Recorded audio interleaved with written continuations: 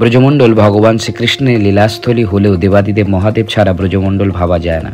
ব্রজমণ্ডলে 4টি শিবলিঙ্গ বিশেষ মনে করা হয়: ভূতেশ্বর, চকলেশ্বর, কামেশ্বর এবং আশেশ্বর। আর আমাদের দর্শনীয় মন্দির এখন কামবনে অবস্থিত কামেশ্বর মহাদেব। কামবন সেই বন যেখানে ভগবান শ্রীকৃষ্ণ মদন অর্থাৎ কামদেবকে পরাজিত করেছিলেন। এই স্থানে তিনি রাধারানীর সঙ্গে রাসলীলা আদি বিভিন্ন লীলাবিলাস করতেন। ব্রজমণ্ডলের প্রাচীন লীলাক্ষেত্র কামবনকেই বলা হয়। ভগবান শ্রীকৃষ্ণের নাতি বজ্রনাভ কামবনে এই কামেশ্বর মহাদেবের প্রতিষ্ঠা করেছিলেন এবং তিনি সেবা পূজা করেছিলেন। কামবন রাজস্থানের ভরতপুরের কামাতে অবস্থিত, যা মূল বৃন্দাবন থেকে প্রায় 70-80 কিলোমিটার দূরে অবস্থিত। 84 ক্রোশ ব্রজমণ্ডল পরিক্রমা ততক্ষণ পূর্ণ হয় না যতক্ষণ না কামেশ্বর মহাদেবের দর্শন হয়।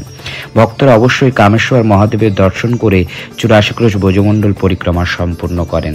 হর হর